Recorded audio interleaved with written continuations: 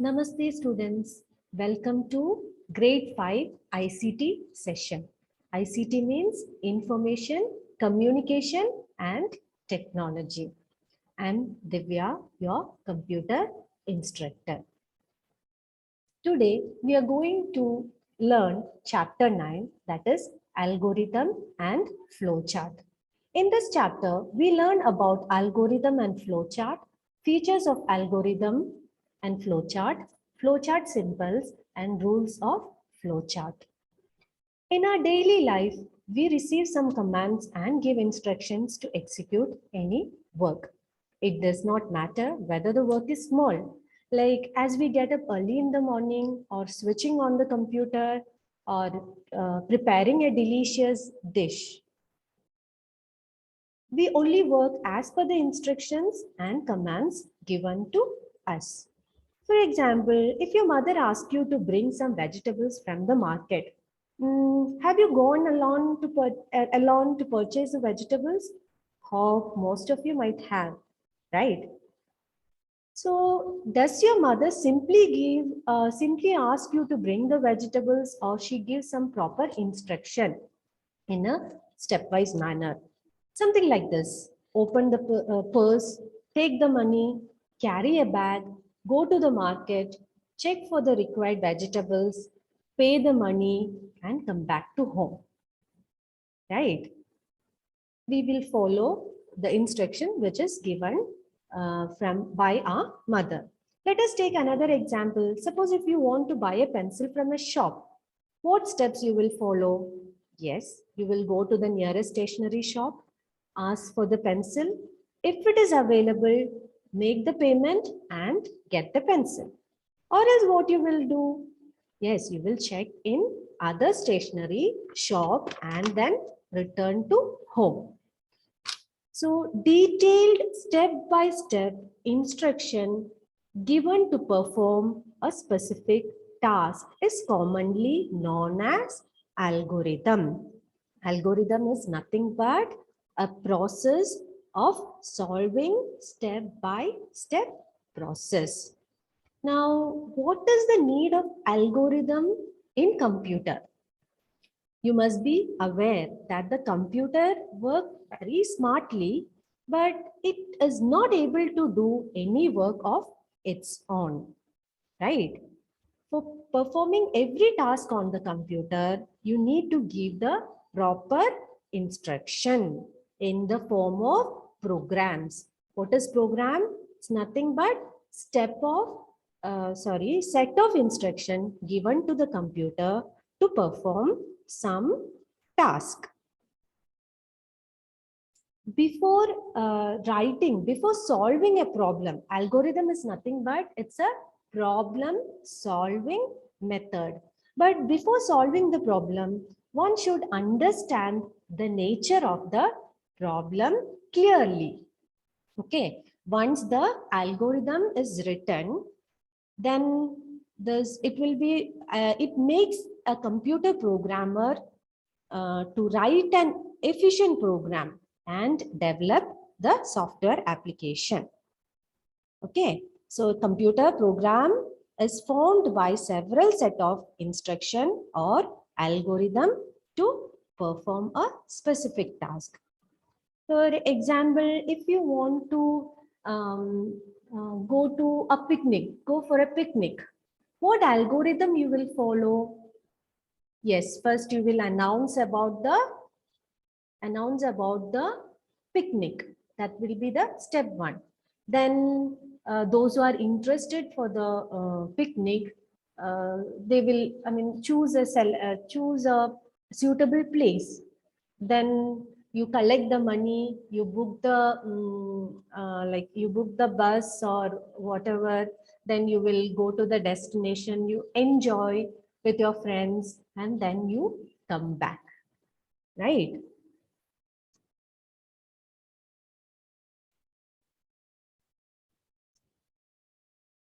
So algorithm is a method of representing the step-by-step logical procedure for solving a problem, and it always written in a simple language. Now, let us see the features of algorithm. Hope you all understood what is algorithm and what is the need of algorithm. Okay, algorithm is nothing but the step-by-step process of solving a problem. Okay, it is written step by step. Algorithm make our work easy in solving the problem. Every step is clearly described. Each and every step will be clearly mentioned. Okay, then data flow is processed in the top-down approach. Now, if we take we all like to have Maggi noodles, right? So if you want to have that, first what you will do, you will check whether the Maggi packet or the ingredients is available at home or not. If it is not there, you have to go and get it. You will go and get it, right? Then you start the next step, like switch on the stove, boil the water. Once it is boiled, you add the taste maker and and the Maggi, then cook for 2 minutes and plate it, and you will have it. See, it is not like after you switch on the stove and start boiling the water, will you if you go and check the packet, and if it is not available, then it is not a proper planning, right? Okay, the first step is, and if you start from this second step instead of checking whether the first step is available or not, right? So here algorithm help us to, like, the data flow is processed in top down approach, and this can be easily converted to flow chart. And I did not tell you what is a flow chart, right? Okay, in coming next, I will be going to teach you what is a flow chart. Okay, now in between, as we are clearly mentioning each and every steps, we can easily detect the error. Error is nothing but any mistake in the program that you can easily detect. Okay, these are the features of algorithm. And it makes our work very easy in solving. The programmers know that the computer programmers can easily convert this algorithm into good programs. Now let's see an example for algorithm to find the average of two numbers. Yes, to find the average of two numbers, definitely we need two numbers, right? So what will be the first step? First step will be start. Then you need to get the values, get two values. Let it be A and B. Then what is step 3? Yes, you need to tell the computer, like you need to instruct what to do. Yes, to find the sum, you have to use the plus operator, right? Sum is equal to which variable? Like first number plus second variable. Okay. Then next step, find the average of two numbers, we need to divide the sum by 2. Then after that, you need to store the result. Whatever answer you get, that will be stored as C. Now, next is displaying the output.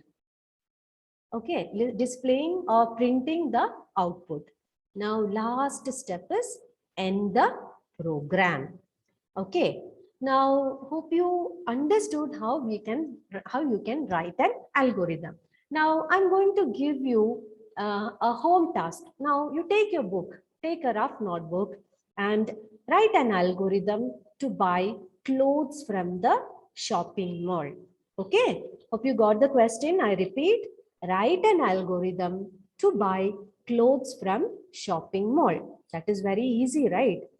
Write it. Okay.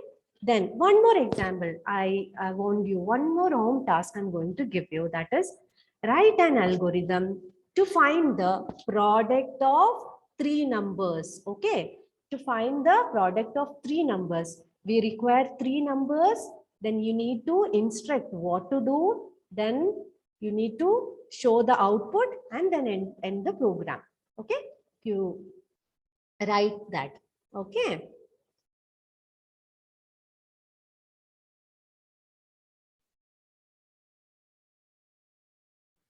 Now let's see what is a flow chart. Flow chart is nothing but a graphical or a pictorial representation of an algorithm. Okay, algorithm is step by step, like step by step process. But flow chart is a pictorial representation of that step by step process. Okay, this is also another technique for solving the problem. Once the algorithm is written, then it is very easy to convert to the flow chart or the pictorial representation. But here we have to use some flow chart symbols. Okay, that I will tell you what are the different standard flow chart symbols in the next slide. Okay, before that, let's see what are the features of flow chart. Okay, flow chart is another, as I already told you, it provides a better way of pictorial representation of algorithm. And it denotes the flow of control. It saves the time and we can easily detect the errors. Okay, if there is any error in the flow chart, we can easily detect. Okay, and even this flow chart using the this flow chart is also easily convert. The programmer can easily convert, or by seeing this flow chart, they can easily write the program. What is program? I already told you, it's a set of instruction given to the computer to perform some task. So this, who writes this? Actually computer programmers write this programs, right? So first they will understand the problem, what should be solved. Then they write the algorithm properly, and then it will convert to flowchart symbol. Sorry, it will convert to flowchart, and then they convert it to program. This is how the computer programmers plan it. Now let us see some flowchart symbols. There are 6 basic symbols which are commonly used in the drawing flowcharts. In drawing flowcharts, see here you can see the symbols, its name and the functions of that.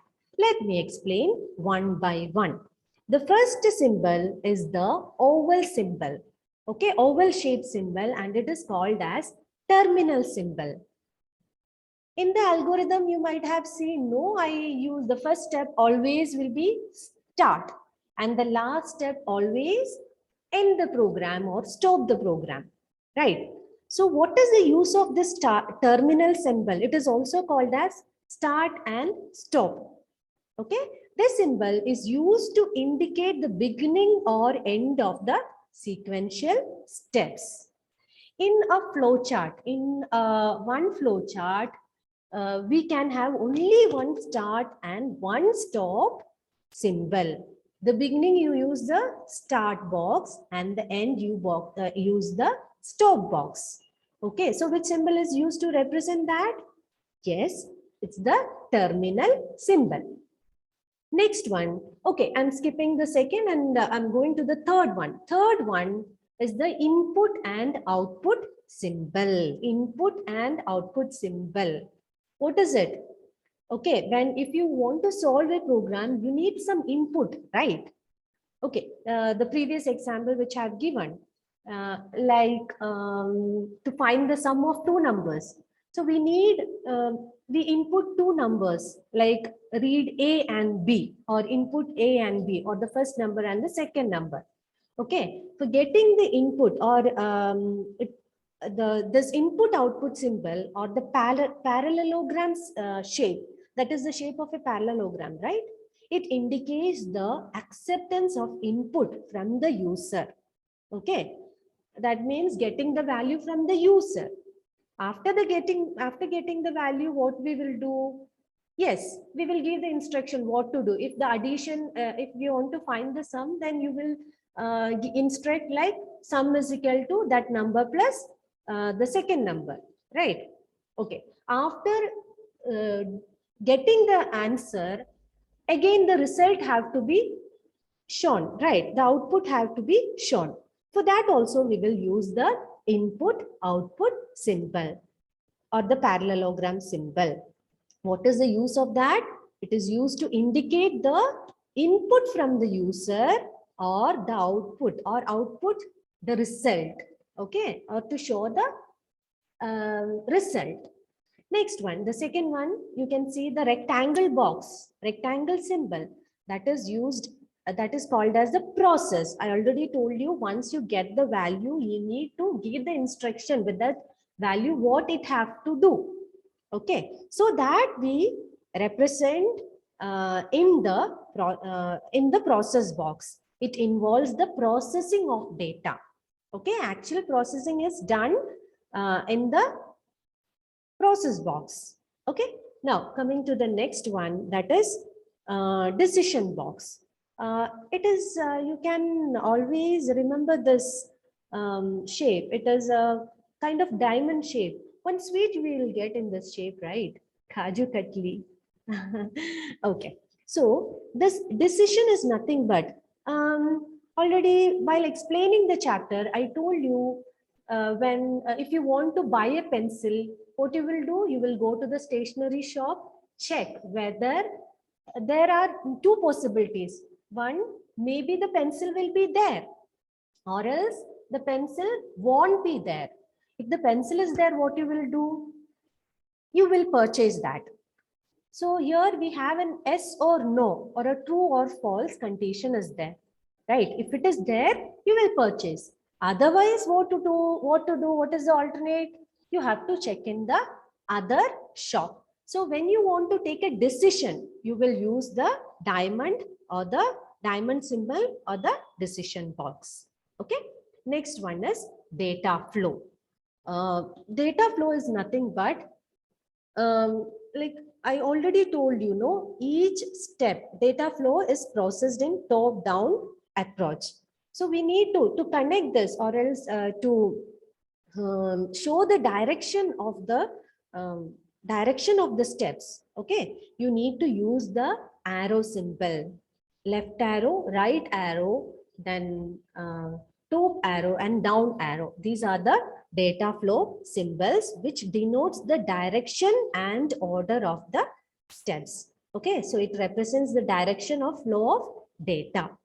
And at last, the last one is the connector. You can see the circle symbol, right? What is it? It is a connector which is used to connect the parts of the flow chart. Okay. See, connector is nothing. Maybe one flow chart will one flow chart one it will